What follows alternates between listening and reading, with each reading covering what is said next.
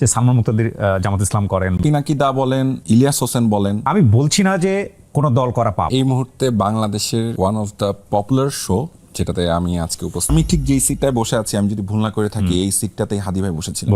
কেউ যদি রুমে এসির মধ্যে মারা যায় আর কাউরি একদম গুলি করে মেরে ফেললো, আমার ভাইটা কি করছিল? কবরেই তো যাবে। তার মাথায় গুলি করে দিলেন। আর ব্যাপারটা তো এমন না যে যে এসির মধ্যে মারা গেল তার মৃত্যু কষ্ট কম। I am so proud of it. একটা ইনসাফের পক্ষে দাঁড়ানোর কারণে আমার এই মৃত্যুর মধ্য দিয়ে আল্লাহ তোমার মাফ করে দিতে পারে। কখন আমরা ওই যে একটা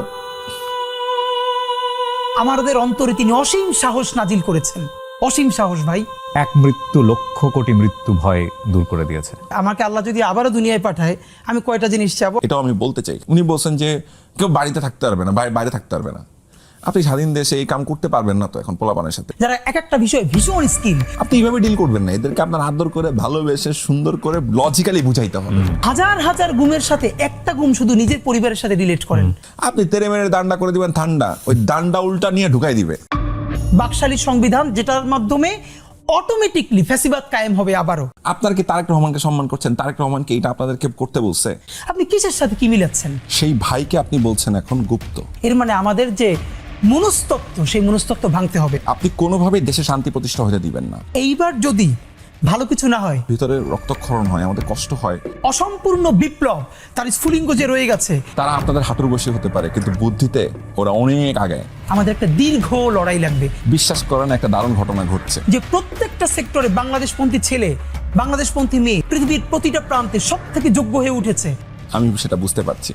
আমি অনেক বেশি প্রো বাংলাদেশি হয়ে উঠছি। জনতার নতুন সংসদ, নতুন সংবিধান প্রণয়ন করবে।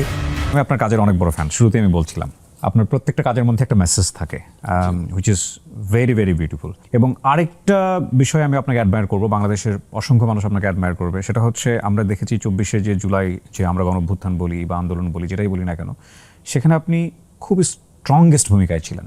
লাইক আপনাদের অঙ্গনে যারা ভূমিকায় ছিল তাদেরকে তো অবশ্যই আমরা অ্যাডমায়ার করি, কিন্তু আপনাকে আমি বলবো খুবই স্ট্রংগেস্ট একটা ভূমিকায় ছিলেন। জনাব তারেক রহমান আমাদের প্রধানমন্ত্রী, উনি বাংলাদেশে যখন প্রথম প্রত্যাবর্তন করেন, তার ছোট ভাইয়ের কবর জিয়ারত করার আগে শহীদ ওসমান হাদির কবর জিয়ারত করেছে। তো এই যে একটা সোনালী সুযোগ আমরা পেয়েছি, এটাকে কেন মিস করতেছি ভাই? কারোর মতের সাথে আপনার মিলেন না কারণে তাকে আপনি জালিমের মতো তার সাথে আচরণ করবেন, তাকে চারিদিক থেকে আপনারা ঘিরে ধরবেন। এই সুবিধা নিবে কারা? ভারতীয় আধিপত্যবাদ নিবে। বাংলাদেশে দলের বাইরেও আমি দুজনকে অলওয়েজ স্বাধীনতা সার্বভৌমত্বের একটা প্রতিচ্ছবি হিসেবে চিন্তা করি। একজন হলেন শহীদ জিয়া আর একজন বেগম জিয়া। এটাই তো আমাদেরকে ইন্সপায়ার করছে। আমি কেন বিএনপি? আফসোস হলো বিএনপি বাংলাদেশের এত বড় দল, শহীদ জিয়ার মতো একজন মানুষকে নিয়ে আইকনিক 3টে উপন্যাস নাই। 5ই আগস্ট পরবর্তী সময়ে উনি একটা কার্টুন শেয়ার করেছিলেন, ওনার ব্যঙ্গচিত্র, হুইচ ইজ ভেরি গুড। বিবিসিতে একটা ইন্টারভিউ দিয়েছিলেন উনি। যেই ঘরে আমার বাবার স্মৃতি ছিল, আমার মায়ের বহু স্মৃতি ছিল, যেখানে একটা ইমোশনাল পার্ট ছিল ওনার জার্নি। যারা জুলুম করেছে তাদের তো বিচার হতে হবে। সেটি ব্যক্তিও হতে পারে, সেটি দলও হতে পারে। প্রমিস করেন ওখানে যে উনি যেভাবে হোক এটার বিচার হবেই।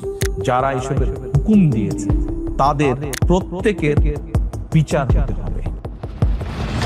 আপনি এটা যদি ঘোষণা দিতে পারেন তাহলে বাংলাদেশের মানুষ সত্যিকারের একটা সার্বভৌম বাংলাদেশ গড়তে পারবো। এটাই নতুন বাংলাদেশের প্রমিস।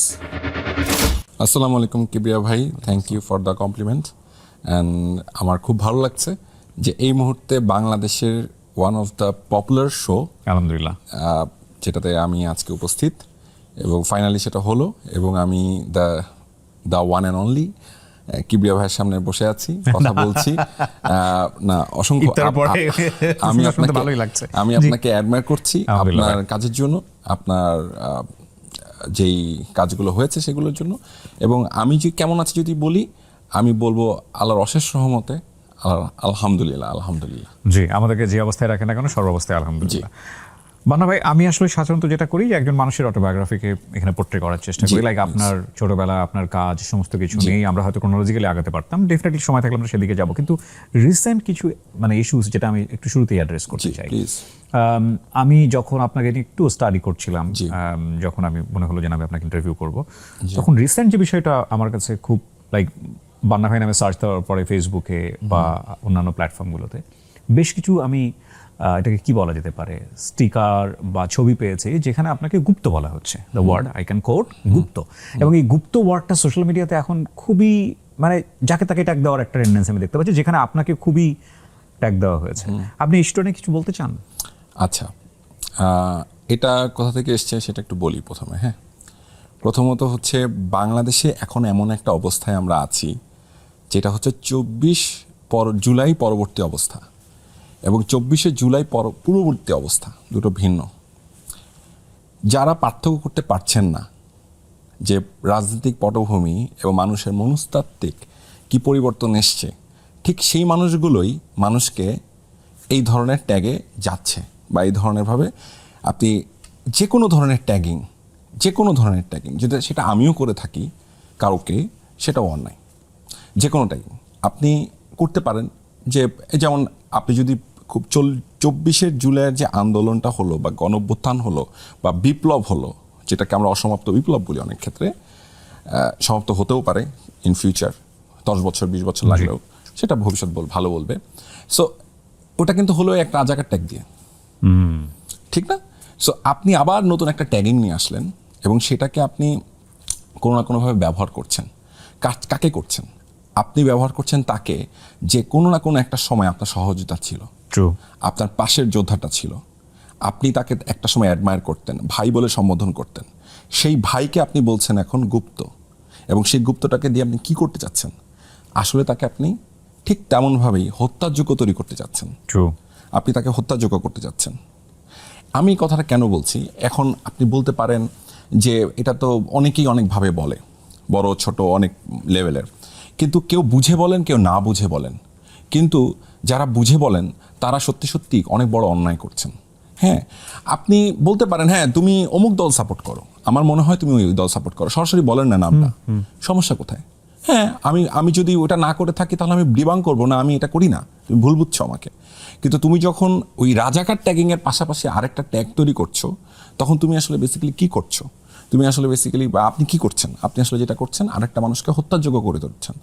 আপনি চাচ্ছেন যে ঠিক এইভাবেই, যে ওই যে একটা সময় বলতো না, একটা অমুক ধরে হ্যাঁ, আপনি কয়েকদিন পর আবার কি ওইটাই বলবেন স্লোগান দিয়ে যে একটা করে গুপ্তধর ধরে তাহলে আমাকে বা আপনাকে বা আরেকজনকে, ক্যামেরার পেছনে যে ভাইটা আজকে গুপ্ত ট্যাগ খাচ্ছে, সে যদি হয় তাহলে কি আপনি সেই দায়িত্ব নেবেন? তাহলে আপনি সেই হত্যাকারী, আপনারা সে হচ্ছেন। এখন আপনারা এই ধরনের যে কাণ্ডগুলো করছেন, সেই কাণ্ডগুলোর জন্য আমার মনে হয় যে সরাসরি বলতে পারেন তো যে হ্যাঁ বান্না ভাই, আপনার কথা আমার কাছে মনে হয় যে এইটা মনে হয় এইটা না, এটা আমার কাছে আপনি যেটা বলছেন এটা আপনি মিথ্যা বলছেন বা আপনি সত্য বলছেন বা কিছু একটা বলতে পারেন। কিন্তু আপনি ট্যাগিংয়ে যাচ্ছেন কেন আবারও? যে ট্যাগিংয়ে যদি যান সেটা তো ভালো কিছু হবে না। দেখেন, আমিও বুঝে না বুঝে মাঝে মধ্যে কিন্তু ট্যাগিং করে ফেলি, কিন্তু আবার পরক্ষণে যখন আমি বুঝি যে ট্যাগিং করাটা আসলে অন্যায়, তখন কিন্তু আমি নিজেকে আবার সম্বরণ করি, কেননা প্রত্যেকটা মানুষের মধ্যে ফ্লস থাকে। কিন্তু আপনি এই অস্ত্রটা ব্যবহার না করাটাই বাংলাদেশের জন্য ভালো হয়, জুলাই পরবর্তী বাংলাদেশের জন্য। এবং আপনি যাদেরকে ট্যাগিং করছেন, বিশ্বাস করেন একটা দারুণ ঘটনা ঘটছে, আমি সেটা বুঝতে পারছি। আমি অনেক বেশি প্রো বাংলাদেশি হয়ে উঠছি, আমি আরও বেশি মানুষের মধ্যে প্রো পিপল হয়ে উঠছি। মানুষ আমাকে আগের যে কোনো সময়ের চাইতে, এই যে আপনারা এগুলো করছেন না, এই কারণে আমাকে যে আপনারা কি ভালোবাসা দেওয়াচ্ছেন মানুষের কাছ থেকে, অসংখ্য ধন্যবাদ। আমি এটা একটু উল্টা করেই বলি, আপনারা এই ট্যাগিংটা আরও বেশি আমাকে করেন, যাতে আমি আরও প্রো পিপল হতে পারি, আমি আরও প্রো বাংলাদেশি হতে পারি, এবং আপনাদের মতো ইতর বদমাশদেরকে আমি চিনতে পারি। কারণ আপনাদেরকে চেনাটা জরুরি। আপনাদের মতো একটা কি বলবো, একটা মানে পোটেনশিয়াল কিলারদেরকে চিনা ফেলাটা আমাদের জন্য, মানুষের জন্য খুব জরুরি। এবং আরেকটা ইন্টারেস্টিং বিষয় ঘটে গেল, আমরা যখন অনুষ্ঠানটা শুরু করব তখন আমরা বলছিলাম, মানে সমসাময়িক অনেকগুলো বিষয় নিয়ে কথা বলছিলাম। রাইট, আজকের আগের দিন, আমি জানি না শোটা হয়তো 2 দিন পরে প্রচার হবে, যখন আমরা রেকর্ড করছি, বাংলাদেশ ব্যাংকের তিনি সাবেক গভর্নর রাইট নাও, তাকে যেভাবে বের করে দেওয়া হলো, ওই একই অ্যাক্টিভিটিস আমরা দেখলাম যখন আমাদের মানে অন্তর্বর্তীকালীন সরকার ছিলেন, সেটাকে বিভিন্ন পত্রপত্রিকায় লেখা হতো মব, আবার সেম জিনিসটাকে এখন বলা হচ্ছে বিক্ষোভ। জনরোষ হয়ে যাচ্ছে, এখন আবার বিক্ষোভও হচ্ছে, জনরোষও হচ্ছে। তার মানে বিষয়টা হচ্ছে কি, আপনি শব্দের খেলা খেলছেন এখানে, যে শব্দের শয়তানি বলি আমি এটাকে, শব্দের শয়তানি। আপনি শব্দের শয়তানি করছেন। আপনি একই কথাই হয়ে যাচ্ছে মব, একই কথাই হচ্ছে বিক্ষোভ, একই কথাই হয়ে যাচ্ছে জনরোষ, যখন আপনার যেটা প্রয়োজন। তাইলে এটা কেন মব হবে না?